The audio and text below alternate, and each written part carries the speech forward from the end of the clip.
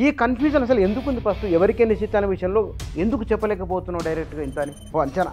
Bharatiya Janata party ఒక రకమైనటువంటి భావజాలాన్ని మెదళ్లలోకి ఇంకించడానికి ప్రయత్నం చేస్తుంది. కేసీఆర్ తన సానుభూతి ఉంది, ఓటల ఛాయ తాగిండు, పకోడీలు తిన్నాడు, మిర్చీలు తిన్నాడు, అందరితో యోగక్షేమాలు కనుక్కున్నాడు. అంటే ఈ పక్కోడి తినుడు చాయదాగుడు 10 ఏళ్ళ నుంచి చేస్తే బాగుంది. కొంచెం మనం తెలంగాణ నుంచి చూద్దాం, ఆంధ్రప్రదేశ్ అక్కడ పెరిగిన పర్సెంటేజ్ ఎటువైపు ఉండవచ్చు? చంద్రబాబు నాయుడిని అర్ధరాత్రి అరెస్ట్ చేసి జైల్లో వేయడం అనేటువంటిది ఆ కసి అనేటువంటి చంద్రబాబు నాయుడులో ఉన్నది. జగన్కు తక్కువ ఎంపీలు, తక్కువ ఓట్లు, అధికారమే లేకుండా పోతే ఆయన ఇమ్మీడియట్గా పాత కేసుల్లో. మోడీ వచ్చి జగన్ వస్తే చంద్రబాబు పరిస్థితి ఏమిటి? ఒకవేళ చంద్రబాబు నాయుడు ఆంధ్రప్రదేశ్ ముఖ్యమంత్రి కాకపోతే ఏ క్షణమైనా మోడీ ఆయనను డబ్బు చేసే అవకాశం. ఇక్కడ రేవంత్ రెడ్డి పరిస్థితి ఏమిటి, ఎట్లా ఉండవచ్చు? ఆయన చెప్తున్నాడు రేవంత్ రెడ్డి ఉండడు. ఈ ప్రమాదం ఉంటుంది, నిజానికి ఎక్కువ ప్రమాదం రేవంత్ రెడ్డికి ఉంటుంది.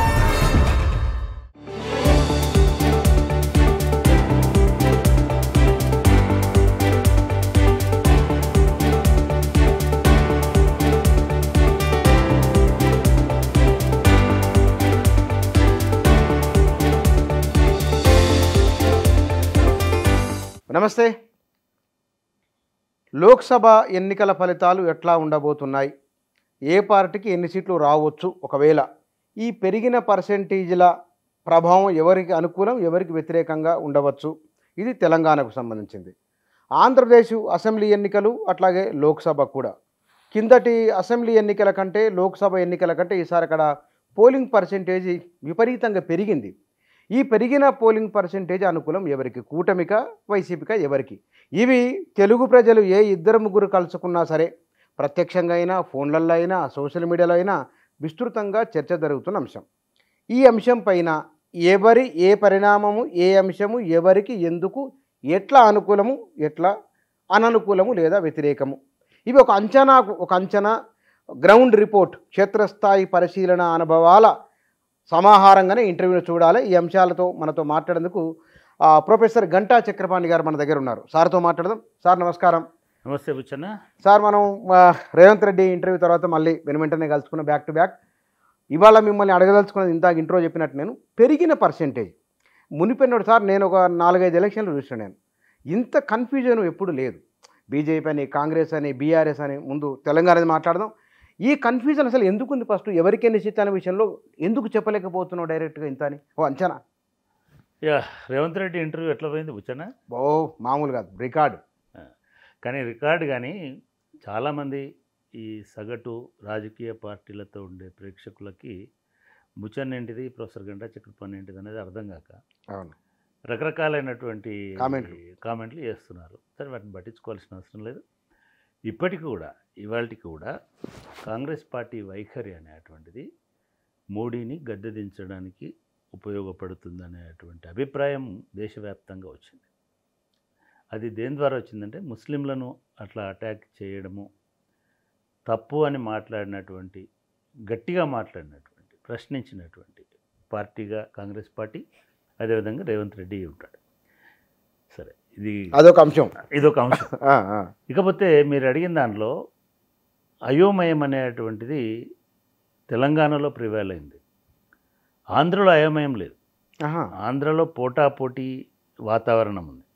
స్తబ్దత అనేటువంటిది, నిర్లిప్తత అనేటువంటిది, పోతే పోయింది లేదు, మన ఎలక్షన్ కాదేమో అనేటువంటిది తెలంగాణలో కనబడుతుంది. కానీ ఓటింగ్ ప్యాటర్న్లో కానీ, ఓటింగ్ పర్సంటేజ్లో కానీ మీరు గత చరిత్ర చూసుకున్నట్టయితే తెలంగాణ పార్లమెంటు వరకు సంబంధించినంత వరకు ఇదే ప్యాటర్న్లో ఇప్పుడు వచ్చినటువంటి ఓటింగ్ పద్ధతిలోనే ఓటింగ్ జరిగింది. మీరు లాస్ట్ 2 ఎలక్షన్లు తీసుకున్న తెలంగాణ మూమెంట్ సందర్భంగా జరిగినటువంటి 1-2 సందర్భాలలో పోటాపోటీగా ఓటింగ్ జరిగింది. 70%, 80% పోలింగ్ అయినటువంటి సందర్భాలు కూడా మనకు ఉన్నాయి. కానీ తర్వాత వచ్చినటువంటి మొన్నటి ఎలక్షన్లో కూడా ఇదే 65-67%లోనే అన్ని చోట్ల ఆగింది. నిజానికి ఇవాళ కొన్ని రూరల్ కాన్స్టిట్యున్సీస్లో ఇక్కడ కూడా 70% దాటినటువంటి పోలింగ్ సరళి మనం చూడవచ్చు. ఒక 4-5 కాన్స్టిట్యున్సీస్లో అదే స్థాయిలో జరిగింది. అర్బన్ కాన్స్టిట్యున్సీస్లో ముఖ్యంగా హైదరాబాద్ చుట్టూ ఉన్నటువంటి 5 నియోజకవర్గాలు 4 నియోజకవర్గాల్లో కొంత పోలింగ్ సరళి పోలింగ్ రేషియో అనేటువంటిది ప్యాటర్న్ అనేది కొంత తక్కువ ఉన్నమాట వాస్తవం. అయితే దీనికి కేవలము మీరు ఆశ్చర్యపోతారు, నిజానికి ఇప్పుడు కూడా మంచి చేసిన రోడ్లు. మీరు ఒక టైంలో చంద్రబాబు నాయుడు గారు ఉన్న కాలంలో మున్సిపల్ కార్పొరేషన్కి డైరెక్ట్ ఎన్నికలు పెట్టినాడు. తీగల కృష్ణారెడ్డి గారు అప్పుడు మేయర్గా పోటీ చేసినారు. 25% ఓట్లే పోలేనాయి అప్పుడు హైదరాబాద్ సిటీలో. ఎంటైర్ సిటీ, ఒక ఓల్డ్ సిటీ కాదు, మళ్ళీ గుర్తుపెట్టాలి, జిహెచ్ఎంసీ మొత్తంలో 25% ఓట్లు పోలేనాయి. దగ్గర 20 సంవత్సరాల కింద ఇప్పుడు 2000 మధ్య జరిగినటువంటి ఎన్నికలలో. ఇవాళ 50%, 48% రీచ్ అయినాం, సంతోషం. అయితే మిగతా చోట్ల ఎందుకు పోలవలేదు అంటే మీరే చెప్తున్నారు, దగ్గర 30 లక్షల మంది ఓటర్లు ఆంధ్రాకు వెళ్ళిపోయినారు. మీరు కూకట్పల్లి నియోజకవర్గంలో సపోజ్ శేర్లింగంపల్లిలో, కూకట్పల్లిలో, లేదా మన లింగంపల్లిలో, ఇటువంటి ఏరియాలలో, లేదు జూబ్లీ హిల్స్లో సహజంగానే తక్కువ జరగడానికి అవకాశం ఉంటుంది, ఆస్కారం ఉంటుంది. అది జరగదు. ఇకపోతే ఓల్డ్ సిటీ ప్రాంతంలో కూడా తక్కువ జరిగింది. ఓల్డ్ సిటీలో మొదటి నుంచి తక్కువ నుంచి అట్లే ఉంటుంది. అంటే ఓల్డ్ సిటీలో అంచనాకు మించి బోగస్ ఓట్లు ఉన్నాయనేటువంటిది ఒకటి. చాలామంది వేరే ప్రాంతాల్లో నివసించడం కూడా ఒకటి. అది వేరే దేశం ఉండొచ్చు, వేరే ప్రాంతం ఉండొచ్చు, అదొక ప్రధానమైనటువంటి అంశం అవుతుంది. మూడవది, ఎందుకులే లేనిపోని ఘర్షణ అని పోకుండా ఉండేటువంటి వాతావరణం కూడా ఓల్డ్ సిటీలో కనబడుతుంది. కాబట్టి మనకు హైదరాబాద్ లేదా తెలంగాణ ఓటర్లకు సంబంధించినంత వరకు పూర్తి స్పష్టత లేదు అనేది ఒకటి. రెండవ కారణం ఏంటంటే ఓన్లీ పార్లమెంట్గా జరుగుతున్న ఎన్నికలు. మొన్ననే అసెంబ్లీ ఎన్నికలు జరిగినాయి. అంటే ఈ అసెంబ్లీ ఎగ్జైట్మెంట్ ఇంకా పోలే, దానిలోంచి పార్లమెంట్ ఎన్నికల్ని పెద్దగా ఎవరు సీరియస్గా చూడట్లేదు. మరోపక్క మీరు టీవీ ఆన్ చేస్తే ఆంధ్రప్రదేశ్ ఎన్నికల మీద కొట్లాటలు, బాంబులు, దాడులు ఇవన్నీ జరుగుతూ 82% పోలింగ్ దాకా పోతున్నటువంటి వాతావరణం అక్కడ కనబడుతుంది. కాబట్టి తెలంగాణలో ఒక అస్పష్టత ఉందనేటువంటి ఇది బహుశా అటువంటి వాతావరణం అనేటువంటిది మనకు కనబడుతుండొచ్చు. కానీ ప్రజల్లో చాలా స్పష్టత ఉంది. ప్రజల్లో కొంతమందిలో ఒక అయోమయం కూడా కాదు, దాన్ని ఏమంటామంటే ఒక ఆశ ఉంది, లేదా ఒక రకమైనటువంటి కృతజ్ఞత ఉంది, అది కనబడుతుంది. అయితే ఈ ఆశా కృతజ్ఞత అనేటువంటిది ఏంటివి, ఎవరికి ఆశా కృతజ్ఞత అనేటువంటిది దేవుడికి ఉన్నట్టుగా కనబడుతూ ఉంది చాలా చోట్ల గ్రామీణ ప్రాంతాలలో. అంటే 2-3 కాన్స్టిట్యున్సీస్లో మాట్లాడుతున్నప్పుడు మనము లాస్ట్ టైం కూడా అనుకున్నాము, ఒక మిడిల్ క్లాస్ అనేటువంటిది చాలా ప్రమాదకరంగా మారబోతుంది ప్రజాస్వామ్య వ్యవస్థకు అనేటువంటిది మొదటి అబ్జర్వేషన్. దీని గురించి మళ్ళీ మాట్లాడదాం. ఓకే. రెండవది, ఒక భక్తి అంటమా, లేదా ఒక ఆరాధన అంటమా, లేదా ఒక ఆశ అంటమా, లేదా ఏదో ఒక అది మూఢత్వమా మంచిదన్నా అని మనం కామెంట్ చేయలేం. కానీ ఒక రకమైనటువంటి భక్తిభావం అనేటువంటిది తెలంగాణలో, ముఖ్యంగా ఉత్తర తెలంగాణలో చాలా లోతుగా వ్యాపించుకుంటూ వచ్చింది. అది కూడా ఈ ఎన్నికల్లో రిఫ్లెక్ట్ అయింది అనేటువంటిది గ్రౌండ్ రియాలిటీస్ని బట్టి, అక్కడి నుంచి వస్తున్నటువంటి రిపోర్ట్స్ని బట్టి చూస్తే మనకు అర్థమవుతుంది. ఇకపోతే మూడవది, మొన్నటి ఎన్నికల ఫలితాలకు సంబంధించిన ఆశ, నిరాశ, లేదా ఆ ఎన్నికలకు సంబంధించిన ఫలితాల తర్వాత ఉన్నటువంటి పరిస్థితులు, ఇవి కూడా ప్రభావితం చేసిన ఈ 3 అంశాలు మీకు తెలంగాణ ప్రాంతంలో చాలా స్పష్టంగా కనబడుతున్నాయి ఈ ఎన్నికలకు సంబంధించి. కానీ ఇక్కడ మనం పర్సంటేజీలు, నా పరిశీలన జహీరాబాదు, భువనగిరి, సికింద్రాబాద్ థింగ్స్ 3 పోయినసారి తక్కువ ఉన్నాయి. ఈసారి 3 కంటే పెరిగింది పర్సంటేజ్. భువనగిరిలో విపరీతంగా పెరిగింది, ఖమ్మంలో పెరిగింది, పెద్దపల్లిలో యువ ఓటర్లు ఎక్కువ ఉన్న పెద్దపల్లి నియోజకవర్గంలో పెరిగింది. ఈ పెరిగిందంతా మీరు అన్నట్లు దేవుని పక్షానికైనా, లేదా కనుక పెరిగింది ఇంకేదన్నా ప్రభావాలు ఉన్నాయా? అంటే పెరగడము అంటే ఒక భారతీయ జనతా పార్టీ గురించి మనం ముందుగా మాట్లాడుకుంటే, భారతీయ జనతా పార్టీ ఒక రకమైనటువంటి భావజాలాన్ని మెదళ్లలోకి ఇంకించడానికి ప్రయత్నం చేసింది. అదేమి హైప్ తీసుకురాలే, అదొక స్థిరమైనటువంటి స్టెబిలైజ్డ్ ఓటర్గానే అనుకోవచ్చు. చాలా మొన్న స్థిరమైన ఓటర్గా, స్థిరమైన స్టెబిలైజ్డ్ ఓటర్. రెండవది, ఇది వాలంటరీ ఓటింగ్ అని చెప్పిన నేను ఒక ఆయన అడిగితే, ఒక ఒక భారతీయ జనతా పార్టీకి సంబంధించిన ఒక నేషనల్ లీడర్ నాతో మాట్లాడినప్పుడు భారతీయ జనతా పార్టీకి హైప్ లేదు, కానీ ఒక స్టెబిలైజ్డ్ వాలంటరీ ఓటింగ్ అయితే ఉంటుంది. ఎందుకు ఉంటుంది అని అంటే, మీరు రామ ప్రాణ ప్రతిష్ఠ తర్వాత అయోధ్యలో రామాలయాన్ని నిర్మించి దానికి చేసిన తర్వాత అది మిగతా అందరిలాగా టీవీలో చూసి ఓహో రాముడి గుడి కట్టినారని, రాముడి గుడి కాదు అక్కడ సమస్య. భారతీయ జనతా పార్టీ అనండి, లేదా మిగతా హిందూ సామాజిక ఇది ఉద్యమాలు చేస్తున్నటువంటి వాళ్ళనండి, లేదా విశ్వ హిందూ పరిషత్ ఆర్ఎస్ఎస్ లాంటి సంస్థలనండి, నేను వాళ్ళందరినీ మధ్య జై శ్రీరామ్ కూటమి అంటున్నాను. అటువంటి జై శ్రీరామ్ కూటమి అనేటువంటిది ఒక 6 నెలల ముందు నుంచి మీకు గ్రౌండ్ వర్క్ చేస్తుంది ప్రతి గ్రామంలో. నంబర్ 1. నంబర్ 2, ఇవాళ తెలంగాణలో మీరు ర్యాండమ్గా మీ కెమెరా తీసుకొని పోండి, పక్కనున్న చేవెళ్ళ కాన్స్టిట్యున్సీ నుంచి మీరు నిజామాబాద్లో ఉన్నటువంటి ఒక మారుమూల కాన్స్టిట్యున్సీ దాకా మీరు వెళ్ళండి. ఎవరితో మాట్లాడక్కర్లా, ప్రతి ఇంటి గుమ్మం మీద, గోడ మీద, దీగుడి మీద, బయట ఉండే దీని మీద ఏం రాసిందో చూడండి. ప్రతి ఇంటి మీద జై శ్రీరామ్ అనేటువంటి స్టెన్సిల్ 6 నెలల నుంచి వేసి ఉంది.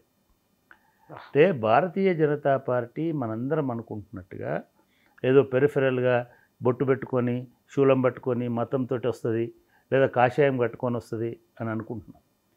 కానీ తెలంగాణలో భారతీయ జనతా పార్టీ లేదా విశ్వ హిందూ పరిషత్ లేదా వాటిని ఏమంటారు ఆ సంస్థ, జై శ్రీరామ్ సంస్థలన్నీ కూడా ఒక వినమ్రమైనటువంటి భక్తి రూపంలో మీ ఇంటికి వచ్చి నడి ఇంట్లో గత 6 నెలల నుంచి కూర్చున్నారు. ఈ నడి ఇంట్లో కూర్చున్నారని ఎందుకు అంటున్నామంటే, జనంలో ముఖ్యంగా మహిళల లోపల ఒక రకమైనటువంటి ఆరాధనా భావం ఈ సంస్థల పట్ల, ఈ వ్యక్తుల పట్ల, ఈ ధర్మ ప్రచార పద్ధతి పట్ల ఒక రకమైనటువంటి గౌరవభావం అనేటిది కలిగింది మొదటిది. రెండోది, వీళ్ళందరూ ఒక 3 నెలల క్రితం నుంచి, అంటే రాముని గుడి ఇనాగరేషన్ కంటే ఒక నెల 2 నెలల ముందు నుంచి ప్రతి ఇంటికి అక్షింతలు ఇచ్చుకుంటూ పోయినారు. ఈ అక్షింతలు అంటే పసుపు బియ్యం. 2 రకాలుగా అర్థం చేసుకోవాలి తెలంగాణ సమాజంలో పసుపు బియ్యాన్ని. పసుపు బియ్యం అనే అంటే ఒక పవిత్రమైనటువంటి శుభానికి సంకేతం, శుభానికి మాత్రమే సంకేతం కాదు. నువ్వు పసుపు బియ్యం యాక్సెప్ట్ చేసినావంటే ఒక కట్టుబాటుకు యాక్సెప్ట్ చేసినట్టు.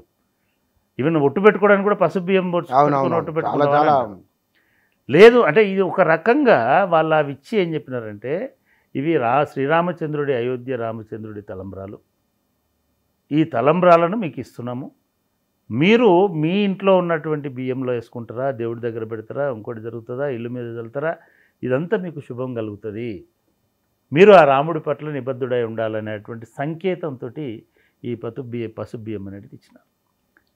మీరు ఊహించండి, తెలంగాణలో ఒక 1 కోటి కుటుంబాలకి, దానిలో కనీసం ఈవెన్ మా అపార్ట్మెంట్లో, మా ఫ్లాట్లో కూడా ఈ పసుపు బియ్యం ఇచ్చుకుంటూ పోయినా, అపార్ట్మెంట్లలో కూడా హైదరాబాద్. ఇట్లా 1 కోటి కుటుంబాలకి పిడికడి బియ్యం ఇస్తే ఎన్ని టన్నుల బియ్యం అయితే ఆలోచించాలి. ఇది జనం ఇది ఆలోచించరు. ఫలానా ఆయన వచ్చినాడు, ఆయన హిందూ ధర్మం గురించి చెప్తాడు, ఆయన పసుపు బియ్యం తెచ్చినాడు, ఇవి రాముడి అన్నాడు, కాబట్టి మనం దానికి కట్టుబడి ఉండాలి, అంతే గౌరవంతో ఉండాలి. కళ్ళకు అద్దుకొని రోజు పొద్దున్న లేచి ఆ చెంపులో పోసి ఆడబెట్టి దండం పెడుతున్న వాళ్ళు చాలామంది ఉన్నారు. వీళ్ళు చాలా పెద్ద ఎత్తున భారతీయ జనతా పార్టీకి ఒక బలం కాబోతున్నారు. ఈ బలం అనేటువంటిది భారతీయ జనతా పార్టీకి అవతల క్యాండిడేట్ ఎవరు అని కానీ, అవతల వాళ్ళ నినాదం ఏంటిదని కానీ, అవతల వాళ్ళు ఏం చెప్తున్నారు అనేది అని విననంత భక్తి పారవశ్యంతో ఈ కొన్ని సెక్షన్స్ ఉన్నాయి. దీంట్లో ప్రధానంగా ఎవరు వీళ్ళు అని అంటే, ఇందాక నేను ముందు చెప్పినట్టుగా ఈ మిడిల్ క్లాస్ అనేటువంటిది ఒకటి, అన్ని కులాలలో ఒక మిడిల్ క్లాస్ ఎమర్జ్ అయింది. ఇక్కడ దీంట్లో నేను ఓవరాల్గా పెరిగిన పర్సెంటేజ్ రీజన్ ఏమిటంటే, బహుశా ఇది ఒక బలమైన రీజన్గా మీరు ఎస్టాబ్లిష్ చేస్తున్నారు. పెరిగిన మధ్యతరగతి అనుకున్నప్పుడు దళితులు, ఎస్సీ ఎస్టీలలో, లోయర్ బీసీ ఎంబీసీలలో ప్రభుత్వ ఉద్యోగాలు తెచ్చుకున్న వాళ్ళే మిడిల్ క్లాస్. మిగతా వాళ్ళంతా అదే భూములు లేవు, వాళ్ళకి ఆస్తులు లేవు, ఏం లేవు. ఈ పెరిగిన మిడిల్ క్లాస్ మేరే వాళ్ళు ఎవరు, వాళ్ళు ఎవరిని ఇక్కడ తెలంగాణలో ప్రభావితం చేయబోతున్నారు అంటే నేను అదే చెప్పబోతున్నా. మీకు దళితుల్లో upper class, lower middle class కాదు, అప్పర్ క్లాస్. ఆ దళితుల్లో అప్పర్ క్లాసే మిడిల్ క్లాస్. సమాజంలో మిడిల్ క్లాస్ అంటే దళితులు అప్పర్ క్లాస్. లేదా ఓబీసీలలో కూడా ఎంబీసీలు కాదు, ఎంబీసీలు అంటే లోవర్ బీసీలు కాదు, మోస్ట్ బ్యాక్వర్డ్ బీసీలు కాదు, అప్పర్ బీసీలు, ఓకే, పద్మశాలీలు, కంసాలులు, లేదా విశ్వకర్మలు, లేదా యాదవులు, ఒక సెక్షన్ ఆఫ్ యాదవులు, కొన్ని సెక్షన్ ఆఫ్ యాదవులు, కొన్ని సెక్షన్ ఆఫ్ గౌడ్స్. అంటే ఎవరికైతే వృత్తి ప్రవృత్తిలో ఈ మర్కంటైల్ బిజినెస్ వ్యాపారము ఇట్లాంటిది ఉంటుందో వీళ్ళందరూ కూడా అప్పర్ మిడిల్ క్లాస్గా ఎమర్జ్ అయినారు. ఈ అప్పర్ మిడిల్ క్లాస్లో ఒక స్పష్టమైనటువంటి భక్తిభావం అనండి, మన రాష్ట్రంలో దేశం అనండి, మన రాష్ట్రం ఓకే, దేశభక్తి అనండి, లేదా మోడీ భక్తి అనండి, అంటే వీళ్ళకు ఈ యాక్సెస్ టు ఇన్ఫర్మేషన్ కూడా వీళ్ళకి ఎక్కువ ఉన్నది. వీళ్ళందరూ అంటే యాక్సెస్ టు ఇన్ఫర్మేషన్ అంటే కేవలం యూట్యూబ్ వాట్సాపే కాదు, ఈవెన్ రకరకాల మనుషులు కలవడం పోవడం ఇదంతా కూడా ఎక్కువ. ఇది చాలా బాగా పనిచేసిందని నేను అనుకుంటున్నాను. రెండోది, వీళ్ళకి ఒక పేదవాడికేమో వాడి ఇంటి పట్ల ఒక తపన ఉంటుంది, లేదా అప్పర్ స్ట్రాటాలో ఉన్న వాళ్ళకేమో వాళ్ళ సంపద పట్ల తపన ఉంటుంది. ఈ మిడిల్ క్లాస్ వాళ్ళకు ఉండేటువంటి వాటిల్లో మీరు చెప్పినటువంటి ఎంప్లాయీస్ ఉన్నారు, దాంట్లో ఎంప్లాయీస్ కాదు, ఈవెన్ లెఫ్ట్ టీచర్ల సంఘాలలో ఉన్న వాళ్ళు కూడా మోడీ తప్ప ఈ దేశానికి ఎవరున్నారు రక్షణ అనేటువంటి వాతావరణంలో ఆర్గ్యూ చేస్తున్నటువంటి టీచర్లు, స్కూల్ టీచర్లు కనబడుతున్నారు. ఒకటి. రెండవది, ఈ ఆర్గ్యుమెంట్ ఎక్కడ దాకపోతుందని అంటే ఏదో మన మన మన ఊర్లో మనం ఎంటర్ కాగానే హనుమాన్ల గుడి ఉంటుంది. అంటే వాళ్ళు ఏమనుకుంటారంటే హనుమాన్లే కాపాడుతాడు ఎవడో ఏం రాకుండా అని. అట్లా ఇప్పుడు మన బొడ్రాయిలాగా ఈ దేశానికి కూడా మనకి మోడీనే దిక్కు అనేటువంటి ఒక ధోరణి, ఒక మానసిక స్థితి ఈ మిడిల్ క్లాస్లో ఆవరించింది. ఇది దేశభక్తి అంటమా? అసలు దేశ భద్రత, దేశం భయము, అయ్యో దేశానికి ఏమో అవుతుంది మోడీ లేకపోతే. చాలామంది అర్థం చేసుకోవాల్సింది ఏంటంటే మోడీ ఉన్నది 10 సంవత్సరాలు, కానీ దేశం ఉన్నది కొన్ని వేల సంవత్సరాల నుంచి. ఈ దేశంలో ఎన్నికలు ఉన్నాయి కూడా ఒక 100 సంవత్సరాల నుంచి, స్వాతంత్రానికంటే ముందు నుంచి ఎన్నికలు. ఒకవేళ అట్లా కూడా కాకుండా ఈ దేశానికి స్వాతంత్రం వచ్చిన తర్వాత కూడా మోడీ కంటే ముందు ఒక 50 సంవత్సరాలు ఈ దేశం, 60 సంవత్సరాలు ఈ దేశం స్వతంత్ర భారతదేశంగా ఉన్నది. ఎటువంటి భయంలో లేకుండా, ఎటువంటి ఇది లేకుండా ఉన్నది. కాబట్టి అది, కానీ ఇప్పుడున్నటువంటి వాళ్ళు మాట్లాడుతున్న దానిలో ప్రతి దానిలో కూడా నేను కొన్ని మా ఊరు, ప్రతి ఊర్లో 2-3 వాట్సాప్ గ్రూపులు, ఆ వాట్సాప్ గ్రూపులలో ఒక 1 year క్రితం మాట్లాడినటువంటి మాటలకి, పెడుతున్నటువంటి మెసేజ్లకి, వస్తున్నటువంటి ఇన్ఫర్మేషన్కి, ఇప్పుడు వస్తున్నటువంటి ఇన్ఫర్మేషన్కి చాలా తేడా ఉంది. ఒక రీసెర్చ్ చేయొచ్చు దీని మీద. మీరు ఒక 3 ఏళ్ల కింద వాట్సాప్లో ఏం మాట్లాడినారు, 2 ఏళ్ల కింద వాట్సాప్ గ్రూపులలో ఇవాళ ఏం మాట్లాడు. It's a simple indication. ప్రతి ఊర్లో ఈ వాట్సాప్ గ్రూపులలో రాముడు, దేవుడు, మోడీ, దేశం, కులాలకు అతీతంగా ఈ కులం అనేది లేదు. కులం అనేటువంటిది వాట్సాప్లో ఉండదు, ఎందుకంటే అది విలేజ్ వాట్సాప్ గ్రూప్ కాబట్టి. మతం అనేది ఎందుకు ఉంటుంది అంటే విలేజ్ అంతా ఒకటే మతం కాబట్టి. ఇది ఇవాళ భారతదేశంలో నడుస్తున్నటువంటి ట్రెండ్. అది మీరు చెప్పినటువంటి ఏ కాన్స్టిట్యున్సీ అయినా అది ఓటర్లను చైతన్యపరిచింది. ఆ ఓటర్లు పోలింగ్ బూత్ దాకా రావడానికి అది దోహదపడిందని నేను. సార్, ఇక్కడ 2 విషయాలు సార్. రేవంత్ రెడ్డి తన పరిపాలనకు రెఫరెండం అని చెప్పడం, 12-13 సీట్లని. కేసీఆర్ తన సానుభూతి ఉంది, ఓటర్ల ఛాయ్ తాగిండు, పకోడీలు తిన్నాడు, మిర్చీలు తిన్నాడు, అందరితో యోగక్షేమాలు కనుక్కున్నాడు. ఇద్దరి ఇంపాక్టు లేదా ఇద్దరి అంచనా అతినా, లేకపోతే కనుక అతి అనుకోవడానికి లేదు. అంటే ఈ పకోడీ తినుడు, ఛాయ్ తాగుడు 10 ఏళ్ళ నుంచి చేస్తే బాగుండేది. ఎన్నికల ప్రచారంలో, ఏ ఎన్నికల ప్రచారంలో చేయలేదు, దానికి అసెంబ్లీ ఎన్నికల ప్రచారంలో కూడా ఇట్లా పకోడీ తినలే, అంటే 10 మందితో మాట్లాడలే.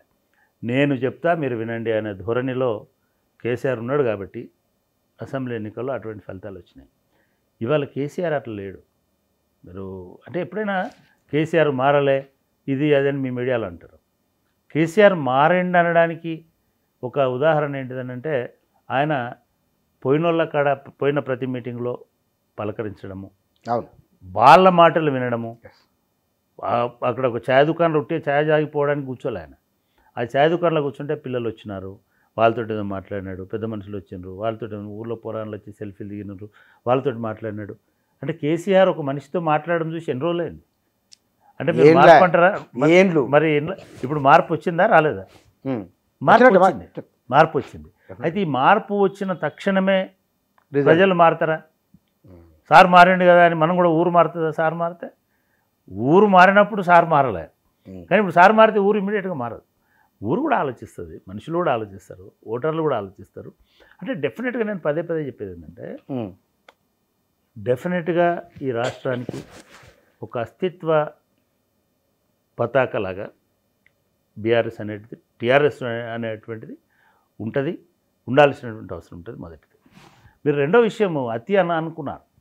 రేవంత్ రెడ్డి మొదట్లో కొంత అటువంటి ఆత్మవిశ్వాసం అందాం మనం, అటువంటి అతి కనబరిచి మనం లాస్ట్ వీడియోలో అనుకున్నాం రేవంత్ రెడ్డి అట్లా అనాల్సింది కాదు. కానీ రాజకీయ నాయకులకి సవాళ్లకు వాటిని సవరించుకునేటువంటి దానికి చాలా మార్గాలు ఉంటాయి. మనం అట్లా అన్నాం. కానీ రేవంత్ రెడ్డి గారు ఏమన్నారు? రెఫరెండం అంటే నాకు వచ్చిన ఓట్ల పర్సెంటేజ్ కంటే తగ్గదు. ఆ మాట క్లారిఫై చేసినాడు, లాజిక్ చెప్పినాడు. ఒకవేళ అంతేకాదు మా గ్రోత్ రేషియో, మా విన్నింగ్ రేషియో కూడా తగ్గదు. విన్నింగ్ రేషియో అని అంటే ఆయన గెలిచిన 64 సీట్లే. 64 కదా, 64 సీట్లు. 65 మిత్రపక్షం 64 సీట్లకు ఎన్ని పార్లమెంటు స్థానాలు వస్తాయి? ఒక 10 పార్లమెంటు స్థానాలు వస్తాయి అటు ఇటుగా. 64 సీట్లు 10 పార్లమెంటు స్థానాలు ఎట్లాగైనా వస్తాయి అనేటువంటి నమ్మకం ఆయన కూడా ఉన్నది. 60 సింపుల్గా కదా. సో అటువంటి ఆర్గ్యుమెంట్ మళ్ళీ ఆయన పెట్టినాడు. రెఫరెండం అంటే నన్ను తిరస్కరించరు అని కూడా చెప్పినారు. రెఫరెండం అంటే 3 వాదనలు చేసినారు. రెఫరెండం అంటే కాబట్టి రేవంత్ రెడ్డిని అనలైజ్ చేయడం, ఎందుకంటే రేవంత్ రెడ్డి చాలా చాలుగా ఉండేటువంటి మనిషి, చాలా చతురతతో ఉండేటువంటి మనిషి, చాలా దూకుడుతో ఉండే మనిషి, తన మాటను తనే మళ్ళీ డిఫరెంట్గా ప్రజెంట్ చేయాలి. కాబట్టి ఆ దూకుడు అనేటువంటిది. ఇక్కడ సమస్య ఏమిటంటే రేవంత్ రెడ్డి చేసిన ఒకే ఒక్క పొరపాటు ఏమిటంటే, ఒకవైపు బీఆర్ఎస్ చచ్చిన పామని, బీఆర్ఎస్ ఆల్రెడీ ఇక దాని పని అయిపోయింది, మళ్ళీ లేవదని చెప్పినటువంటి రేవంత్ రెడ్డి ఒక 3 నెలల పాటు, ఇంకా ఎక్కువ అంటే 5 నెలల పాటు బీఆర్ఎస్ని అసలు పూర్తిగా ఎవ్రీ డే, అంటే ఆయన ముఖ్యమంత్రి అయిందే బీఆర్ఎస్ని కంప్లీట్గా పతనం చేయడానికి అనే స్థాయిలో చేసినాడు. ఇది కూడా ఒక రాజకీయ ఎత్తుగడ. కానీ ఆ రాజకీయ ఎత్తుగడ ఆయనకే ప్రమాదకరంగా పరిణమిస్తున్నది అని తెలిసిన తర్వాత మీరు లాస్ట్ 3 వీక్స్లో ఎలక్షన్స్ కంటే 2 వారాల ముందు నుంచి ఆయనలో కూడా పరివర్తన వచ్చింది. ఆయన చాలా టెలివిజన్ ఇంటర్వ్యూలో తెలంగాణకు టీఆర్ఎస్ రిలవెంటు, బీఆర్ఎస్ రిలవెంటు, బీజేపీ కాదు అనేటువంటి మాట చెప్పుకుంటుంది. కొన్ని పరోక్షంగా, కరెక్ట్ లేదు డైరెక్ట్గా బీఆర్ఎస్ని మొత్తానికే తుడిచిపెట్టలేమని ఎన్టీవీ ఇంటర్వ్యూలో చెప్పినాడు. మొత్తానికే తుడిచిపెట్టడం సాధ్యం కాదు. ఇంకొక ఇంటర్వ్యూలో చాలా ఆశ్చర్యంగా 1, 2 వస్తాయి వాళ్ళకి, రావచ్చు 1, 2 సీట్లు వస్తాయి. 0 నుంచి 1-2కి వచ్చిండు.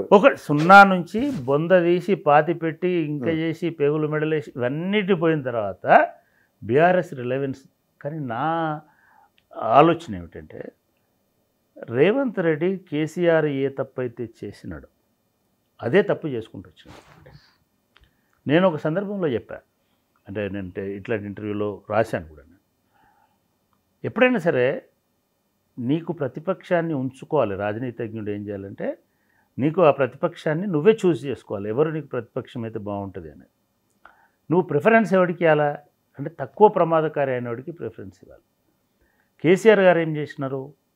తెలంగాణ ఉద్యమకారులు కావచ్చు, తెలంగాణ జాగ్ కావచ్చు, ఈవెన్ కాంగ్రెస్ పార్టీ కావచ్చు, కమ్యూనిస్ట్ పార్టీలు కావచ్చు, వీళ్ళందరినీ లేకుండా చేసుకున్నాడు. వీళ్ళందరినీ అసలు లేకుండా చేసుకున్నాడు. ఈ చేసుకోవడం వల్ల నేను ఒక సందర్భంలో నేను ఒక ఆయనకి ఏం చెప్పానంటే, ఒక చిన్న నీటి ఏదో సరస్సు ఉందనుకోండి, లేదా చిన్న అడవి ఉంది. ఆ అడవిలో ఉన్నటువంటి ఒక జీవి, ఒక పాము కనబడ్డ అన్ని చిన్న పురుగులను, పాములను అంటే తినుకుంటూ పోయేసరికి ఒక పెద్ద అనకొండ వచ్చేసింది. అనకొండ వచ్చేసరికి దీనికి బలగం లేదు, బలం లేదు, ఏమి లేదు. ఇప్పుడు ఆ అనకొండ దీన్ని మింగేసే పరిస్థితి తీసుకొచ్చినాడు. కరెక్ట్గా రాజకీయాలలో కూడా ఎప్పుడైనా సరే ఒక రాజకీయ పార్టీ, అధికారంలో ఉన్న రాజకీయ పార్టీ తమతో భావసారూప్యం ఉన్నటువంటి పార్టీలను బతకనియాలి, తక్కువ ప్రమాదకరమైనటువంటి వాటిని బతకనియాలి. అప్పుడే వీళ్ళందరూ కలిసి ఎక్కువ ప్రమాదకారి మీద కొట్లాడడానికి అవకాశం ఉంటుంది. ఇప్పుడు ఇక్కడ ఏమైపోయింది, నేను తోక మీద కొట్టినా, నడుము మీద కొట్టినా, ఇప్పుడు పడగ మీద కొడుతున్నాను, టప్ప కొట్టిన తర్వాత నువ్వు అది పూర్తిగా బలహీనమైపోయిన తర్వాత అది లేవాలని కోరుకుంటే ఎట్లా? అట్లా అందుకే రేవంత్ రెడ్డి ఆ పొరపాటు చేసి ఇవాళ ఈ పార్లమెంట్ ఎన్నికల్లో ఒక బలమైనటువంటి భారతీయ జనతా పార్టీతోటి యుద్ధం చేసేటువంటి ఒక వాతావరణాన్ని కొని తెచ్చుకున్నాడని నేను అనుకుంటున్నాను. ఈ రిజల్ట్ కూడా అట్లనే ఉంటుంది. దీనిలో ఎవరిది పైచేయి ఉంటుంది? భారతీయ జనతా పార్టీ పైచేయి వస్తుందా, రేవంత్ రెడ్డి పైచేయి అంటే ఇదేం పెద్ద తేడా పడదు ఎవరు పైచేయని. కానీ ఒకవేళ భారతీయ జనతా పార్టీ బలమైనటువంటి ప్రతిపక్షంగానో లేదా బలమైనటువంటి పార్టీగానో లేదా బలమైనటువంటి అస్తిత్వంగానో తెలంగాణలో కనుక ఎమర్జ్ అయితే అందరికంటే మొదటి కష్టం రేవంత్ రెడ్డికి వస్తుంది. ఆ తర్వాత కష్టం తెలంగాణ ప్రజలకు వస్తుంది. తెలంగాణ అనేది తన అస్తిత్వాన్ని కోల్పోయి ఒక విచిత్రమైన దీనిలోకి పోయేటువంటి వాతావరణం వస్తుంది. ఈ ఎన్నికల ఫలితాలు అనేటువంటి ఆ రకమైనటువంటి ఒక గంభీరమైన భవిష్యత్తుకు సంబంధించినటువంటి సూచికగా కనబడుతున్నాయి. చాలామంది ఎట్లాగైతే రేవంత్ రెడ్డి కాంగ్రెస్ గెలిస్తే బాగుంటుంది, రేవంత్ రెడ్డి ఎట్లాగైతే చివరి దశలో బీఆర్ఎస్ మిగిలింటే బాగుంటుందని అనుకుంటున్నారో, బహుశా బీఆర్ఎస్లో ఉన్నటువంటి చాలామంది కూడా బీజేపీ రాకుండా కాంగ్రెస్ గెలిస్తే ఎక్కువ సీట్లు బాగుంటుందని అనుకునేటువంటి దిశగా ప్రయత్నాలు చేసినట్టు, పనులు చేసినట్టుగా మనకు జరుగుతున్నటువంటి ట్రెండ్స్ని చూస్తున్నప్పుడు అర్థమవుతుంది. సరే, ఇక్కడ తెలంగాణది ఒక అంశం. ఆంధ్రప్రదేశ్లో ఆ పర్సెంటేజ్లు అసలు ఎన్నికలు అయిపోయిన తర్వాత కూడా మళ్ళీ విధ్వంసాలు జరుగుతున్నాయి. సరే, పత్రికల్లో డిఫరెంట్ ఆర్గ్యుమెంట్స్ ఎట్లాగో ఉంటాయి. అవి కొంచెం మనం తెలంగాణ నుంచి చూద్దాం. ఆంధ్రప్రదేశ్ను అక్కడ పెరిగిన పర్సెంటేజ్ ఎటువైపు ఉండవచ్చు? అంటే ఎప్పుడు కూడా పర్సెంటేజ్లు పెరిగిన దాన్ని బట్టి ఫలితం ఉంటుందని అనుకుంటే ప్రతిసారి అది కరెక్ట్గా. ఓకే. ఎందుకంటే కొన్నిసార్లు పర్సెంటేజ్లు మరి ఇందాక చెప్పినాను, మీరు తెలంగాణ ఉద్యమంలో కూడా పర్సెంటేజ్ చాలా పెరిగింది, చాలా పెద్ద పర్సెంటేజ్లో ఇదని. అట్లంటే వీళ్ళకి వ్యతిరేకం, వాళ్ళకి అనుకూలమని కాదు. కానీ మీరు ఆంధ్రప్రదేశ్లో మధ్యాహ్నం వరకు కనుక ఓటింగ్ సరళిని చూస్తే అసలు ఏమాత్రము ఆశాజనకమైనటువంటి వాతావరణం కనబడలేదు. 30%, 40% మధ్యాహ్నం 1 గంట వరకు కూడా అటువంటి వాతావరణం కనబడలేదు. ఈ పర్సెంటేజ్ అనేది ఎప్పుడు పెరిగిందనంటే సాయంత్రం పెరిగింది. ఆంధ్ర రాజకీయాలలో తెలంగాణలోనేమో ప్రజలకు అభిప్రాయాలు ఉంటాయి. ఏ రాజకీయ పార్టీ ఏం చెప్పినా కూడా తన అభిప్రాయాల మేరకు తన కోణంలోంచి అర్థం చేసుకొని ఓటు చేస్తారు. అన్ఫార్చునేట్లీ ఆంధ్రప్రదేశ్ అనేటువంటిది పూర్తిగా రాజకీయమయమైపోయింది. కుల రాజకీయ, ప్రజలకు రాజకీయాలు ఉన్నాయి. ఫస్ట్ అర్థం చేసుకోవాలంటే ఆంధ్రలో ప్రజలకు, తెలంగాణలో లేదా కొన్ని చోట్ల భారతదేశంలో ప్రజలు సిటిజన్స్గా ఉన్నారు. నంబర్ 1. నంబర్ 2, రాజకీయ అభిప్రాయాలు ఉన్నటువంటి వ్యక్తులుగా ఉన్నారు. కానీ ఆంధ్రప్రదేశ్లో మనుషులు రాజకీయాలలోనే ఉన్నారు. రాజకీయాలు వాళ్ళు పూర్తిగా వంట పట్టించుకునేటువంటి వాతావరణం అక్కడ వచ్చింది. దానికి ప్రధానమైనటువంటి కారణం మీరు చెప్పినటువంటి కుల ఆధిపత్యం. కులమేగా, కులాధిపత్యం. కులం అంటే దానిలో చాకలి ఉండొచ్చు, మంగలి ఉండొచ్చు, మాల ఉండొచ్చు, మాదిగ ఉండొచ్చు. మాదిగనే రాజకీయ ఆధిపత్యంలో ఉన్నాడని కాదు, ఆయన కులాధిపత్యంలో ఈయన కూడా ఉన్నాడు. ఈ 2 రెడ్డి అండ్ కమ్మ అనే 2 కులాల ఆధిపత్యంలో ఆంధ్రప్రదేశ్ ప్రజలు ఉన్నారు. వాళ్ళు పూర్తిగా రాజకీయమయమైపోయి ఉన్నారు అనేటువంటిది ఒక స్పష్టంగా కనబడుతుంది. వాళ్ళకి కొత్తగా కాదు. అక్కడ 80%, 79% ఓటింగ్ జరగడం అనేది పోయిన ఎన్నికలలో కూడా 78%, 79% ఓటింగ్ జరిగింది. పోయిన ఎన్నికలలో కూడా మంగళగిరిలో, గుంటూరులో, ఒంగోలులో చాలా చోట్ల రాత్రి 9:30, 10 గంటల దాకా 12 గంటల వరకు పోలింగ్ నడిచింది. ఇవాళ అటువంటి వాతావరణం కనబడుతుంది. దీనిలో 2 అంశాలు ఉన్నాయి. ఈ ఎన్నికలు ఇద్దరికి జీవన్మరణ సమస్య. ఇప్పుడు జగన్కైనా అటు చంద్రబాబు నాయుడుకైనా ఈ ఎన్నికలు లేకపోతే వాళ్ళకు భవిష్యత్తు ఉండదు. ఎందుకంటే మీరు గమనించినట్టయితే ఒకవేళ ఈ ఎన్నికలు కనుక చంద్రబాబు నాయుడు కూటమి అధికారంలోకి రాకపోతే మీరు 2030లో జరిగేటువంటి 28లో ఇప్పుడు జరిగేటువంటి ఎన్నికలను ఊహించలేరు. అప్పటికి చంద్రబాబు నాయుడుకి 75 సంవత్సరాలు, 80 సంవత్సరాల దగ్గరకు వస్తున్నారు. ఆ వయసులో ఇప్పటికే మనం అప్రిషియేట్ చేయాలి. ఆయన ఇప్పుడు కూడా అంత ఎండలో అన్ని మీటింగ్లు అంతే ఉత్సాహంగా అంతే ఎనర్జీతో చాలా యాక్టివ్గా ఉన్నాడు. మాట్లాడుకుంటూ లోకేష్కి కొడుకులాగా అనిపిస్తున్నాడు చంద్రబాబు. అవును, లోకేష్ తాతలాగా మాట్లాడుతున్నాడు. సో అటువంటి ఒక వైబ్రేషన్ అటువంటిది అయితే ఉంది ఇవాళ. అది రేపటికి ఉండదు. కాబట్టి అది మొదటిది. రెండవది, ఆయన నాయకత్వాన్ని ఆయన ఆబ్సెన్స్లో కూడా అందిపుచ్చుకునేటువంటి వారసత్వం లేదు చంద్రబాబు నాయుడుకి. చంద్రబాబు నాయుడు గారు తెలుగుదేశంకి లేదు ఆ పార్టీలో. నెక్స్ట్ జనరేషన్ ఎవరు మేము లీడ్ చేస్తాము. మీరు తెలంగాణలో చూస్తే కేటీఆర్ లాంటి వాళ్ళు ఉన్నారు, హరీష్ రావు గారు లాంటి వాళ్ళు ఉన్నారు, లేకపోతే ఇంకెవరైనా ఉన్నారు అట్లే మాట్లాడగలిగేటువంటి వాళ్ళు ఉన్నారు, జగదీశ్వర్ రెడ్డి లాంటి వాళ్ళు ఉన్నారు. ఎవరినైనా డజన్ వెళ్తారు, 100 మంది 10 మంది ముందుకొచ్చి నడిపిస్తారు. కానీ తెలుగుదేశంలో అటువంటి వాతావరణం ఉంది. అయితే బాబే రావాలి, ఆయననే నిలబెట్టాలి. కాబట్టి ఆ రకంగా చూస్తే తెలుగుదేశం పార్టీకి ఈ ఎన్నిక చాలా కీలకం, ఈ గెలుపు చాలా కీలకం. ఇకపోతే జగన్కి కూడా ఇది ఎందుకు అత్యంత కీలకం అంటే, చాలా సందర్భాల్లో ఒక యంగ్ ఏజ్లో ముఖ్యమంత్రి అయిన తర్వాత అది కంటిన్యూ అన్న కావాలి, లేకపోతే అప్గ్రేడ్ అన్న కావాలి. ఒకటి. రెండవది, జగన్ ఇవాళ వాళ్ళ కొడుకు దీనికి కూతురు వాళ్ళ పిల్లల కాన్వకేషన్కో దేనికో వెళ్ళడానికి యూరప్ వెళ్ళాలంటే సిబిఐ కోర్టు అనుమతి తీసుకొని పాస్పోర్టు వివరాలు, ఫోన్లు, టెలిఫోను నంబరు ఇవన్నీ ఇచ్చి పోవాల్సి వచ్చింది. ఇప్పుడు పోతున్నాడు ఆయన. ఇవాళ పోయి ఫస్ట్ వరకు ఆయన స్టేట్లో ఉండట్లేదు. ఎందుకు పోతున్నాడు అట్లా, ఎందుకు ఇస్తున్నాడు అట్లా? ఆయన మీద ఒక డజన్ల కేసులు ఉన్నాయి. ఈడీ కేసులు ఉన్నాయి, సిబిఐ కేసులు ఉన్నాయి, ఇంకో కేసులు ఉన్నాయి. ఈ 5 సంవత్సరాలు అధికారంలో ఉన్నాడు కాబట్టి, ఆయన అనుకూలంగా కూడా ఉన్నాడు బీజేపీకి కాబట్టి, మోడీకి అనుకూలంగా ఉన్నాడు కాబట్టి, అమిత్ షాకి అనుకూలంగా ఉన్నాడు కాబట్టి, కొన్ని సందర్భాలలో ఈవెన్ బీజేపీ సీఎంల కంటే ఎక్కువ చొరవ చనువుతోటి అపాయింట్మెంట్ తీసుకోగలిగేటువంటి సంబంధాలు ఉన్నాయి కాబట్టి జగన్ వాళ్ళు ఒక రకంగా ప్రొటెక్ట్ చేసుకుంటూ వచ్చినారు.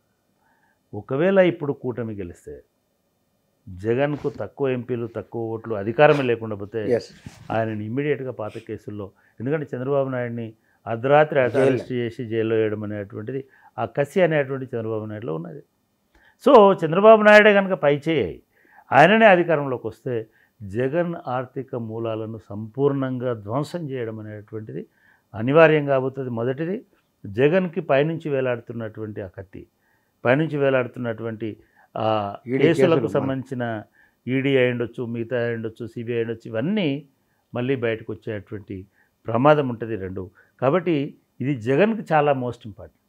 ఎప్పుడైనా సరే 2 వర్గాలు ఇది మాకు ప్రాణం కంటే ఎక్కువ అనుకున్నప్పుడు చంపడానికైనా సావడానికైనా సిద్ధపడి ఇప్పుడు బాంబులు వేసుకోవచ్చు, లేకపోతే ఇంకోటి చేసుకోవచ్చు. ఆ ఫ్రస్ట్రేషన్ అనేటువంటిది, వాళ్ళ లోపల ఉన్నటువంటి ఒక ఉద్విగ్నత అనేటువంటిది చాలా పెద్ద ఎత్తున ఇవాళ మీకు ఆంధ్రప్రదేశ్లో కనబడుతుంది. అది ముఖ్యంగా చాలా ఏ ఆధిపత్య కులాలు పెద్దగా లేని శ్రీకాకుళంలో గొడవలు అయితలేవు, విజయనగరంలో అయితలేవు. ఎందుకంటే అక్కడ రెడ్లు ఆధిపత్యం కాదు, కమ్మల ఆధిపత్యం కాదు. మంచి పరిస్థితి. అవును, ఓకే. ఉత్తరాంధ్రలో ఎక్కడ మీకు అటువంటి గొడవలు అవుతలేవు. ఈవెన్ రాయలసీమలో కూడా అయితలేవు. ఎందుకంటే అక్కడ ఏకపక్షమే. ఇంకో పక్షం ఎప్పుడైనా ఘర్షణ ఎప్పుడవుతుంది? 2 పక్షాలు ఉన్న కాడ అవుతుంది. 2 పార్శ్వాలు ఉన్న కాడనే 2 చేతులు కొడితేనే చప్పట్లు అవుతుంది. మీరు కమ్మ రెడ్డి ఆధిపత్యం ఉన్న చోట, అది ఒంగోలు అయ్యుండొచ్చు, అది బాపట్ల అయ్యుండొచ్చు, అది నెల్లూరు కొంత అప్పర్ నెల్లూరు అయ్యుండొచ్చు, కొంత గుంటూరు అయ్యుండొచ్చు, కొంత కృష్ణ అయ్యుండొచ్చు. నిన్న మా తిరుపతిలో జరిగింది ఒకటి. తిరుపతిలో జరిగింది అనేది చాలా స్ట్రాటజిక్గానే కావాలనే ఆ ఎమ్మెల్యేని ఇచ్చేయాలనే జరిగినటువంటి సంఘటన. తిరుపతిలో మీరు అనుకుంటున్నారు తిరుపతి రాయలసీమ అనడానికి లేదు. తిరుపతిలో కమ్మారెడ్డి పోటాపోటీగా ఉండేటువంటి కాన్స్టిట్యున్సీస్ కనీసం 5-6 ఉన్నాయి.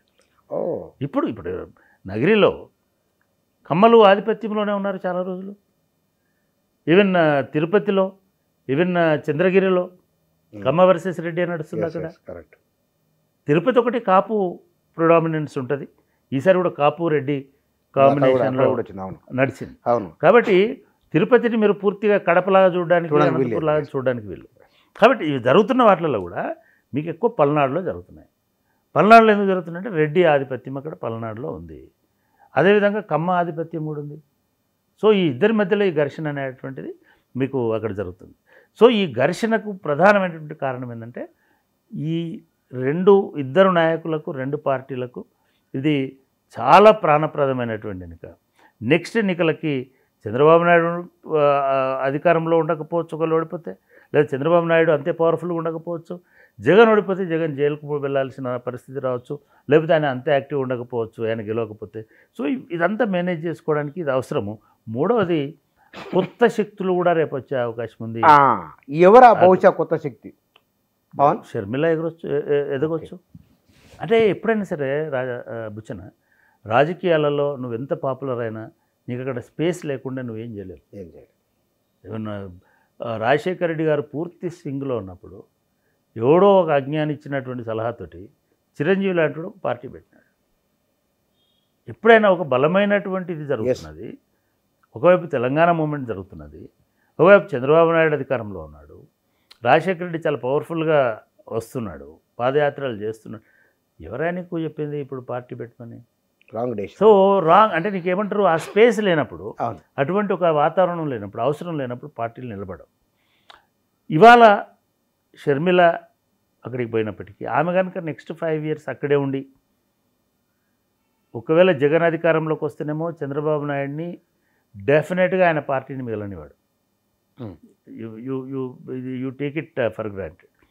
ఒకవేళ జగన్ వస్తే, చంద్రబాబు నాయుడు అధికారంలోకి వస్తే జగన్ను మిగలనీయడు. జగన్కి సంబంధించినటువంటి డ్యామేజ్ ఎక్కువ చేస్తాడు. ఇంకా సెంట్రల్లో బీజేపీ వస్తే అది ఇంకా ఎక్కువ ఉంటుంది. ఈ భయం వాళ్ళకు ఉంది. ఎప్పుడైతే భయం ఉంటుందో అప్పుడు హింస ఉంటుంది. ఈ హింస పక్కన పెడితే షర్మిల కనుక రేపు నెక్స్ట్ 5 years ఏ పార్టీ అధికారంలోకి వచ్చినా ఆమె మాత్రమే ప్రధాన ప్రతిపక్షంగా నిలబడగలదు. ఎందుకంటే ఇందాక చెప్పినట్టుగా చంద్రబాబు నాయుడు ముఖ్యమంత్రి అయి జగను కోర్టులు వీటి చుట్టూ తిరిగితే ఆమెకు ఆంధ్రప్రదేశ్ ప్రజలకు ఒక ప్రతిపక్ష నాయకురాలుగా షర్మిల ఎమర్జ్ చేయడానికి అవకాశం లేదు. జగన్ అధికారంలోకి వచ్చినాడు, చంద్రబాబునే నమిలేసినాడు ఆయన. అటువంటిప్పుడు పవన్ కళ్యాణ్ జనసేన అనేటువంటిది డెఫినెట్ ఆయన కనుక నిలబడి కొట్లాడాలని అనుకుంటే ఆయన ఇది రాజకీయాలు ప్యాకప్ చేసి ఆయన షూటింగ్ పోతే ఎవడేం చేయలేడు. ఎందుకంటే Pawan Kalyan most unreliable person in politics. ఆయన నమ్మలేము. ఎప్పుడు రేపు నాకు వేరే షూటింగ్ ఉందని మధ్యలోంచి కూడా వెళ్ళిపోయగలిగేటువంటి శక్తి ఉన్నటువంటి వాడు, అటువంటి ఆలోచన ఉన్నటువంటి వాడు. ఒకవేళ కనుక జగన్ కనుక వస్తే బాధ్యత ప్రతిపక్షంలో పవన్ కళ్యాణ్ మీద ఎక్కువ ఉంటుంది. ఎందుకంటే చంద్రబాబు నాయుడు గారు వయసు రీత్యా అయ్యుండొచ్చు, లేకపోతే మిగతా రీత్యా అయ్యుండొచ్చు, ఆయన కొంత ఇబ్బంది అవుతుంది. కాబట్టి అటైతే పవన్ ఎమర్జ్ అవుతాడు. ఏ రకంగా అయినా సరే షర్మిలకు కాంగ్రెస్ పార్టీకి ఒక స్పేస్ దొరుకుతుంది. ఆ స్పేస్ని ఎట్లా వాడుకుంటారనే దాన్ని బట్టి రాయలసీమలో 4 జిల్లాలు, ఉత్తరాంధ్ర 3 జిల్లాలు, 7 జిల్లాలు పాత ఉమ్మడివి, కోస్తా జిల్లాలు మొత్తం ఉన్న 13 జిల్లాల్లో 7 జిల్లాలు పోతే మిగిలిన అక్కడ 6 జిల్లాలే కదా. వీటిల్లో సామాజిక వర్గాల వారీగా తీసుకున్నా సరే, ఎంతో కొంత ఇన్ఫ్లుయెన్స్డ్ క్రౌడ్ పుల్లర్ తీసుకున్నా సరే, రాయలసీమలో ఎట్లాగో జగన్ అంటే తన సామాజిక వర్గం ఇప్పటికీ ఉన్నది అక్కడ. ఉత్తరాంధ్రలో ఈ 2 గ్రూపుల మధ్య గొడవలు లేవు, ప్రశాంతంగా ఉన్నది. బహుశా ఈ పెరిగిన మళ్ళీ పర్సంటేజ్లకే వస్తారు.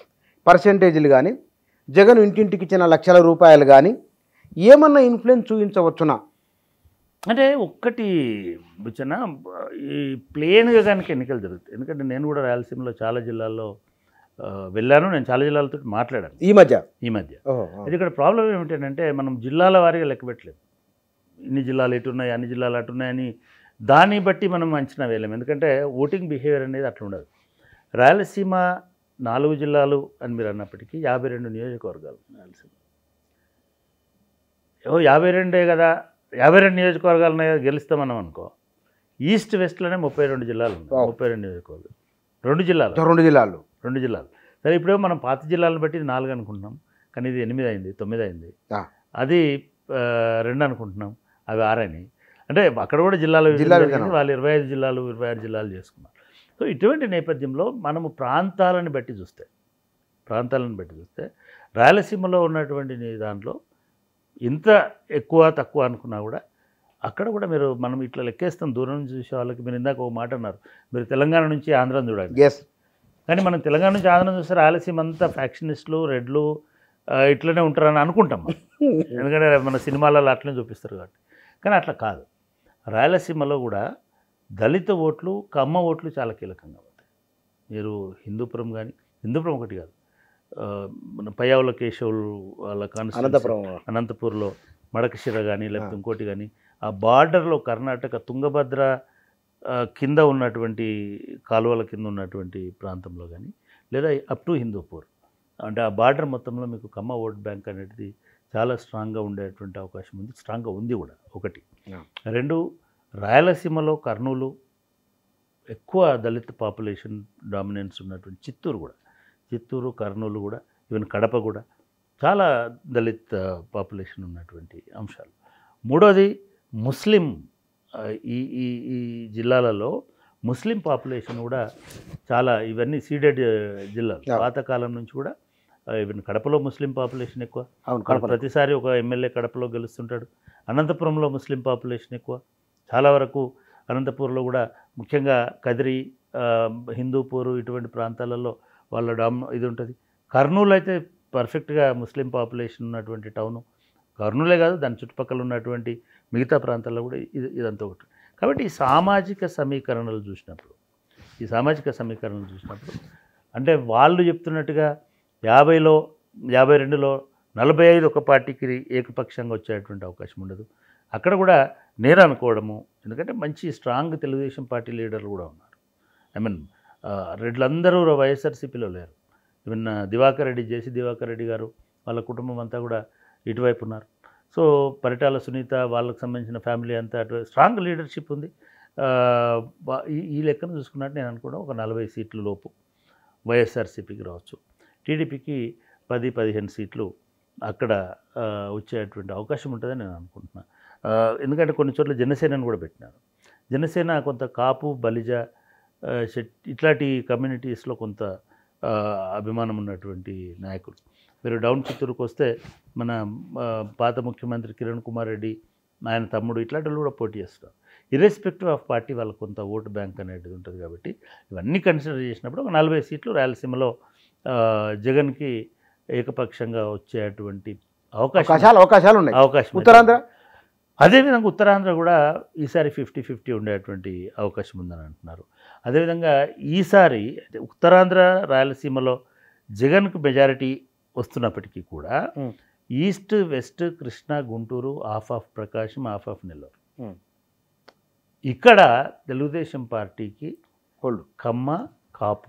ఓకే, అంటే మనము ఆంధ్రాలో ప్రతి ఇంట్లో కులం గురించి మాట్లాడుకుంటున్నప్పుడు పోలింగ్ బూత్లలో కులం గురించి మాట్లాడుతున్నప్పుడు మనం మాట్లాడితే తప్పేం లేదు. తెలంగాణలో అది పెద్ద చర్చలో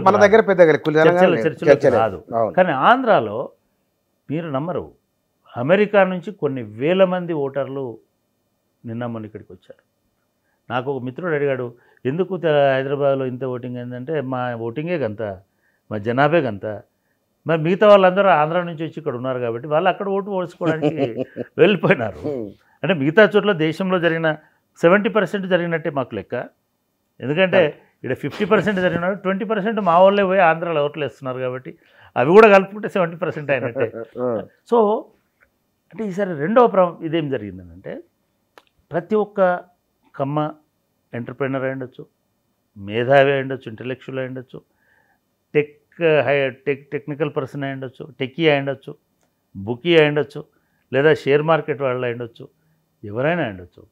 వాళ్ళు ఒకటి రియలైజ్ అయినారంటే ఒక 40 సంవత్సరాలు ఈ రాష్ట్రాన్ని 50 సంవత్సరాలు 40 సంవత్సరాలు ఏలినటువంటి ఒక కమ్మ డైనెస్టీ అనేటువంటిది అంతరించిపోతున్నది ఈసారి చంద్రబాబు గెలవకపోతే.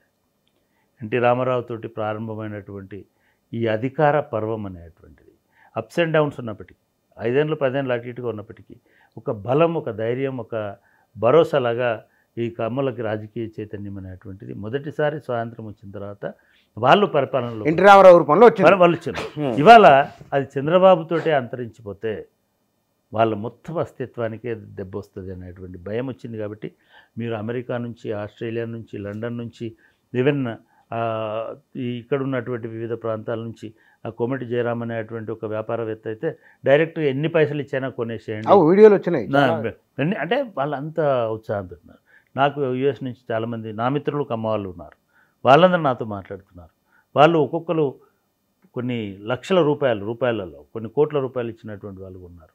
ఎందుకంటే ఈసారి ఎట్టి పరిస్థితిలో ఈసారి అధికారంలోకి నిలబెట్టుకుంటే తర్వాత మెల్లగా లొకేషన్ ట్రైన్ చేస్తామా, లేకపోతే ఇంకోళ్ళు ఎవరైనా వస్తారా, లేదా ఇంకెవరైనా వస్తారా. బట్ ఈసారి ఆ జాగ్రత్త పడే అవకాశం ఉంటుంది కాబట్టి వాళ్ళు శక్తి వంచన లేకుండా ఆ ప్రయత్నాలు చేసి కృషి చేసినారు. కాబట్టి మీకు ఈస్ట్ వెస్ట్ చంద్రబాబు నాయుడు కూడా చాలా తెలివితోటి పవన్ కళ్యాణ్ చాలా ఫేవరబుల్గా ముందు అనుకున్నట్టుగా ముద్రగడ పద్మనాభం ఏం చక్రం తిప్పలేకపోయినాడు, కాపు లీడర్లు ఎవరు ఇది చేయలేకపోయినారు, జగన్ వైపు పోలేకపోయినారు. ఒకటి మేనేజ్ చేయగలిగింది ఏంటంటే 2 ప్రాంతాలలో ఈస్ట్ వెస్ట్ ఈవెన్ కొంత రాయలసీమ మేరకు కూడా పవన్ కళ్యాణ్ వాళ్ళని తన వైపు తిప్పుకునేటువంటి ప్రయత్నం చేసినాడు, దానిలో సఫలమైనాడు.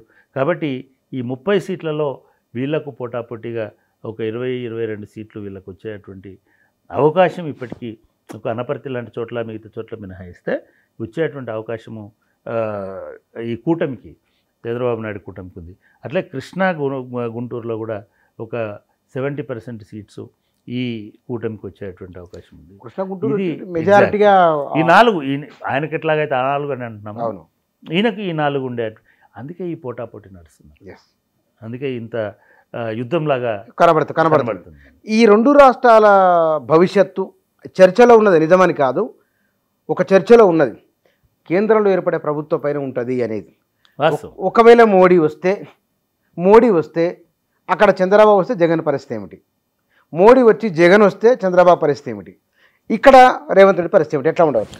మనం ఇందాక చెప్పుకున్నాం, అక్కడ మోడీ చంద్రబాబు వస్తే జగన్ ఏంటో అర్థమైపోయింది, జగన్ ఏంటో మనకు అర్థమైంది. ఒకవేళ మోడీ వచ్చి జగన్ వస్తే ఇమ్మీడియట్గా మోడీ జగన్ దగ్గర తీసుకునే అవకాశం ఉంది. గత 5 సంవత్సరాలు ఏమైందో మోడీ చంద్రబాబు నాయుడిని ఏ క్షణమైనా, ఒకవేళ చంద్రబాబు నాయుడు అధికారంలోకి రాకపోతే, ఒకవేళ చంద్రబాబు నాయుడు ఆంధ్రప్రదేశ్ ముఖ్యమంత్రి కాకపోతే ఏ క్షణమైనా మోడీ ఆయనను డంప్ చేసే అవకాశం ఉంటుంది, ఆయనను వదిలించుకునే అవకాశం ఉంటుంది. ఎందుకంటే ఆయనకు ఎంపీలు చాలా ఇంపార్టెంట్, ఆయనకు జగన్ చాలా ఇంపార్టెంట్ అవుతాడు అప్పుడు. ఎందుకంటే లాస్ట్ టైం చూసినాం, అసాధ్యము. ఇప్పుడు ఒక్క కేసుకే భయపడిపోయి ఒక్క ఈడీ కేసుకు కవితపోయి జైల్లో ఉంది. అధికారంలో ఉంటే వేరే ఉంటుంది, ప్రతిపక్షంలోకి వచ్చిన తర్వాత ఇమీడియట్గా అటువంటిది అవుతుంది. మొదటిది, రేవంత్ రెడ్డికి నిజానికి చాలా చాలా కీలకం ఈ పీరియడ్. ఎందుకు చాలా కీలకం అంటే, మనం మోడీ మనుషులు, బీజేపీ మనుషులు ఎవరో కాదు. నేను ఎందుకు మోడీ మనుషులు అంటున్నానంటే, లక్ష్మణ్ మోడీతోటి సమానమైనటువంటి ఫోరమ్స్లో కూర్చునేటువంటి వ్యక్తి. ఆయన నేషనల్ ఎలక్షన్ కమిటీలో ఉంటాడు, ఆయన నేషనల్ బీసీ కమిషన్ చైర్మన్, ఆయన చాలా కీలకమైనటువంటి మనిషి మనకు లక్ష్మణ్. ఆయన చాలా హంబుల్గా ఉంటాడు, డాంబికాలు ఉండవు కాబట్టి అనుకోము. ఆయన చెప్తున్నాడు రేవంత్ రెడ్డి ఉండడు, కూడా మాట్లాడి ఆయన లేదు ఇది వాస్తవం. అంటే మన ఎవరైనా ఏం కోరుకోవాలి, ముఖ్యంగా రేవంత్ రెడ్డి ఏం కోరుకోవాలంటే రాహుల్ గాంధీ ప్రధాని కావాలా, ఇక్కడ ఎంపీలు గెలిచినా గెలవకపోయినా ఫరక్ పడదని అనుకోవాలి. ఎందుకంటే మోడీకి ఉన్నటువంటి కోపం ఏమిటంటే, ఇప్పుడు 2 రకాలైనటువంటి అంశాలు. అమిత్ షా ఉంటాడు కదా మోడీ ఉంటే, మీ డీప్ ఫేక్ వీడియో కేసు వస్తుంది కదా, రాదా? ఎలక్షన్స్ అయిపోయినాకన్నా రావాలి కదా. ఆల్రెడీ ఉన్న కేసులు ఉన్నాయి కదా, ఓటుకునేటనండి, ఇంకోటి సుప్రీంకోర్టులో ఉంది కదా. మోడీ ఇన్స్టిట్యూషన్స్ మేనేజ్ చేయడం కష్టమా? ఈడీలు, బేడీలు, కేడీలు, బీడీలు అన్నీ ఉంటాయి కదా.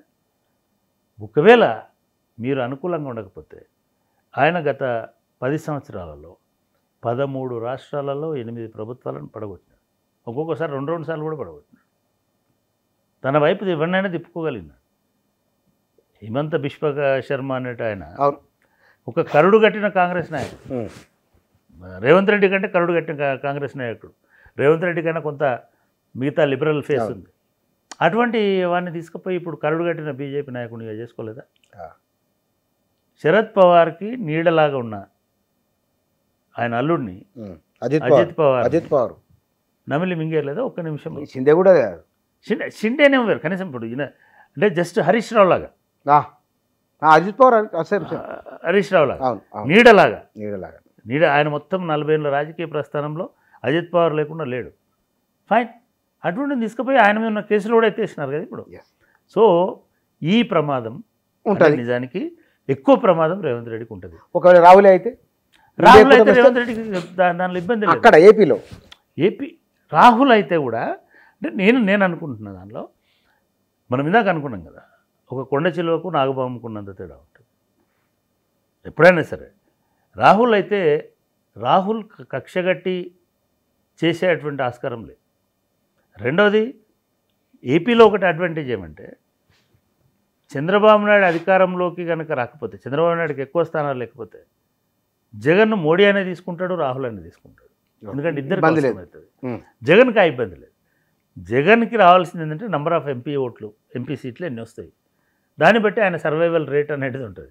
చంద్రబాబు నాయుడు పొరపాటు ఏం చేసిందంటే ఎక్కువ సీట్లు బీజేపీకి ఇచ్చిండు అండ్ పవన్ కళ్యాణ్కి ఇచ్చిండు ఎంపీ సీట్లలో. ఎట్లా చూసినా సరే ఒకవేళ పొరపాటున కనుక ఈయనకు తక్కువ ఇచ్చి జగన్కి ఎక్కువ వస్తే, చంద్రబాబు స్టేట్లో అధికారంలో వచ్చినా సరే జగన్ ఏం చేయలేడు. ఎందుకంటే ఈయన ఎంపీలు అక్కడ సపోర్ట్ చేస్తారు మోడీకి. డోకలేదు. ఇది ఒక సంక్లిష్టమైన, మిగతా రాష్ట్రాల్లో లేని డైనమిక్స్ డెఫినెట్గా తెలంగాణ ఫలితాల తర్వాత. అంటే ఇప్పుడు రాజకీయాలు రేపటితోటి చాలామంది చెప్తున్నారు జూన్ 4 మొత్తం అయిపోతుందని. ఆంధ్రప్రదేశ్లో జూన్ 4 ఆట మొదలవుతుంది, వేట మొదలవుతుంది, వేలం పాట కూడా మొదలవుతుంది. ఇక్కడ తెలంగాణలో జూన్ 11 జూన్ 4 తర్వాత ఒక కొత్త రాజకీయ సమీకరణలకి ఆస్కారం ఉంటుంది. మీరు ఆశ్చర్యపోవాల్సిన అవసరం లేదు. రేవంత్ రెడ్డి కేసీఆర్ ఫ్రెండ్షిప్ చేసుకున్నా కూడా, ఎందుకంటే బీజేపీని నిలువరించాలని అంటే, ఒకవేళ బీజేపీ కూలగొడుతుంది అనుకుంటే, బీజేపీ ఏకనాథ్ షిండేలను దోనాథ్ షిండేలను తయారు చేస్తుంది అనుకుంటే, ఒక తీర్నాథ్ షిండేలాగా తయారైపోయేటువంటి పరిస్థితులు ఉంటే, 34 మందిని మీ 39 మందితోటి నన్ను కాపాడమని, ఒక ప్రజాస్వామ్య పరిరక్షణ కోసం మనం కలిసి పనిచేద్దామని చెప్పినా ఆశ్చర్యపోవాల్సిన అవసరం లేదు. కేసీఆర్ మొండోడు కాబట్టి నో చెప్తాడు అనుకోవాల్సిన అవసరం లేదు. ఎందుకంటే ఇటు కేసీఆర్కైనా అటు రేవంత్ రెడ్డికైనా మొత్తంగా తెలంగాణకైనా ప్రమాదం అనేటువంటిది, భయం అనేటువంటిది ఒక జాతీయ పార్టీగా భారతీయ జనతా పార్టీతో, వాళ్ళ అస్తిత్వాలకు సంబంధించినంత వరకు భారతీయ జనతా పార్టీతో ఉంటుంది. కాబట్టి రాజకీయాలలో ఎప్పుడైనా గుర్తుపెట్టుకోండి, శాశ్వత శత్రువులు కానీ శాశ్వత మిత్రులు కానీ ఉండరు. ఒకవేళ అట్లా ఉంటాడు అనుకుంటే వాడు జంధ్యం వేసుకొని జపం చేసుకోవడం మంచిది తప్ప రాజకీయాలకు రాకూడదు. రాజకీయాలలో ఎవరైనా సరే నీ మిత్రుడే అవుతాడు, ఏ సందర్భాన్ని బట్టి ఎవరైనా సరే నీ శత్రువు అవుతాడు. నెంబర్ 1. నెంబర్ 2, నేను చాలాసార్లు చెప్తుంటాను, రాజకీయాల్లో గతం అనేటువంటిది ఉండదు. మనం లాస్ట్ టైం కూడా ఒక సందర్భంలో చర్చ వచ్చింది. గతం అనేది రాజకీయాల్లో ఉండదు. రాజకీయాలలో వర్తమానం మాత్రమే ఉంటుంది. భవిష్యత్తు పరిణామాలని ఇవాళ వర్తమానం డిసైడ్ చేస్తారు. ఇవాళ వర్తమానం ఏంటంటే మన పార్లమెంట్ ఎన్నికల ఫలితాలు. ఈ పార్లమెంటు ఎన్నికల ఫలితాలను బట్టి మిత్రువులు శత్రువులు మారుతుంటారు తప్ప ఎన్నికల ముందున్న వాతావరణం, ఎన్నికల పరిస్థితులు ఉండవు. Right sir, thank you sir, thank you very much. Interview ప్రారంభంలోనే చెప్పినట్టుగా ఒకానొక క్షేత్రస్థాయిలో వచ్చిన కొన్ని అనుభవాలు, లేకపోతే కనుక క్షేత్రస్థాయిలో తిరిగిన ఒకానొక అనుభవం, వీటి అంశాల ఆధారంగా భవిష్యత్తు, సమీప భవిష్యత్తు, ఆ తర్వాత ఎట్లా ఉండబోతున్నది, 2 తెలుగు రాష్ట్రాలలోనూ జాతీయ స్థాయిలో ఏర్పడబోయే ప్రభుత్వము, ఇక్కడ క్షేత్రస్థాయిలో జరగబోతున్న పరిణామాలు ఎట్లా ఉండవచ్చు అనేది ఒక ఊహ, ఒక అంచనాతో మాట్లాడుకున్న విషయాలు మాత్రమే ఇవి. Thank you sir.